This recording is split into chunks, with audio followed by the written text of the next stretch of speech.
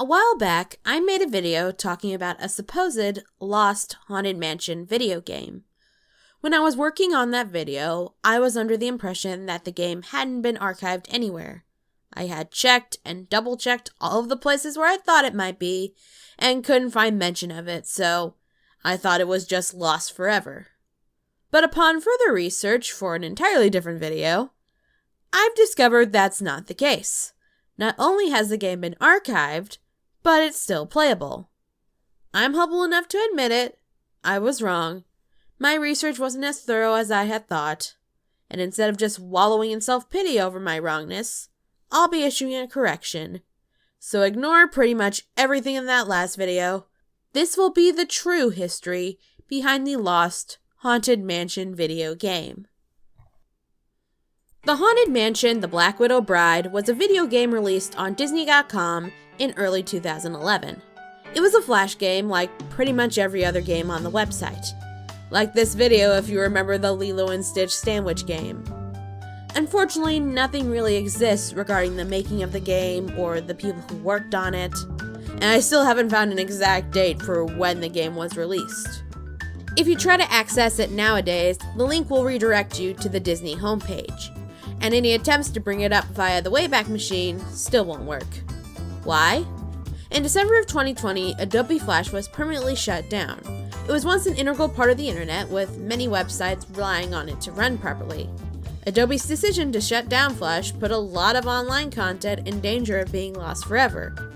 This included a lot of popular internet games. Game preservation is already an issue that isn't taken seriously, and this only further exacerbates it. But, even though a lot of internet content was lost, which is tragic beyond all belief, as soon as Adobe announced the shutdown, archivists began an aggressive campaign to preserve as much as possible. One such archivist was an Australian man who goes by the alias Blue Maxima. He led a project called Flashpoint, whose only goal was to preserve as much Flash content as possible. Through their efforts, thousands of games were made playable again, and contrary to what I once thought, the Haunted Mansion: The Black Widow Bride was indeed one of them. The archive of the game was uploaded to the project in mid-2020. I swear to God, I checked the list of games available on Flashpoint before I made that video and I didn't see it. But when I found out other Haunted Mansion games were on the software, I downloaded it to check it out. And once I searched up Haunted Mansion, there it was. I still don't know how it didn't end up on my radar, but I'm not gonna dwell on it anymore. I'm just happy the game still exists. So with that introduction out of the way, let's talk about the actual game. For those of you not up on your Haunted Mansion lore, the Black Widow Bride refers to Constance Hatchaway, the Attic Bride. She was introduced to the attraction with the 2006 refurbishment at Disneyland. In short, she married rich men and murdered them to gain their inheritance. And she presumably got away with it, seeing as we see her living out her golden years. That's the basics you need to understand to get this game. The goal in the game is to move around the mansion and free all the ghosts from the Black Widow Bride. Why is she supposedly holding them hostage? Your guess is as good as mine. To free the ghosts, you have to move past them, click on objects like bookshelves and tables, kill enemies, or solve the occasional puzzle. There are 12 levels with roughly 83 ghosts in each of them. So yes, there are indeed 999 ghosts for you to free. Throughout the game, you'll encounter some enemies. Little Black Widow spiders crawl around and deal you little bits of damage. Living suits of armor walk around and slash at you with their swords.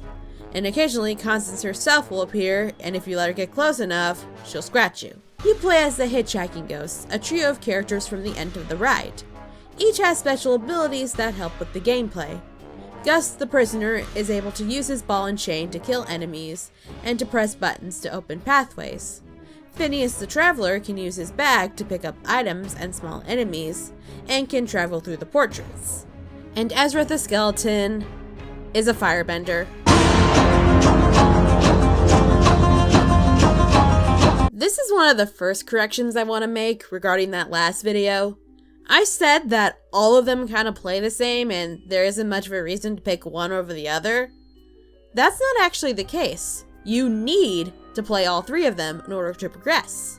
The game expects you to switch between them at will, depending on the situation, and expects you to do so on the fly. Ezra will out of the path, revealing spiders and living suits of armor. Gus will have to knock down the suits of armor, and Phineas will have to pick up the spiders. And if Constance shows up, Ezra will have to knock her back with fire. That description might make the game sound harder than it actually is. No, it's not. It's really easy. Avoiding enemies isn't that difficult in the first place, except bullshit moments when someone hits you quicker than you can switch to the right hitchhiker. But only a little bit of your health bar goes down. If it goes down all the way, you'll just have to start over with the last checkpoint, of which the game is very generous with. But getting your health bar that low is rare, even for novice gamers. I'm the worst gamer that ever lived, and I got through the entire thing without seeing a game over screen once. The gameplay is broken up by a couple of puzzles.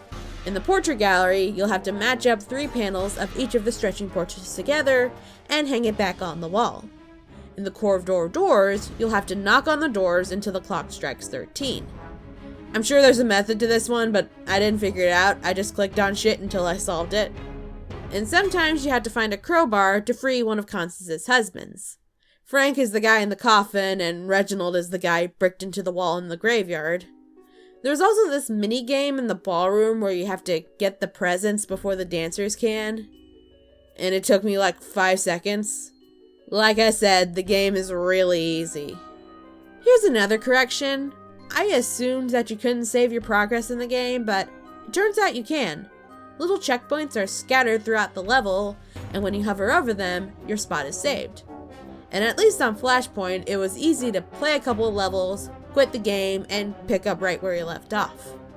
Even if you uninstall the game from Flashpoint, it still saves your spot. You have to manually erase your progress if you want to start fresh, which is pretty cool and kind of negates a lot of my criticisms from that last video.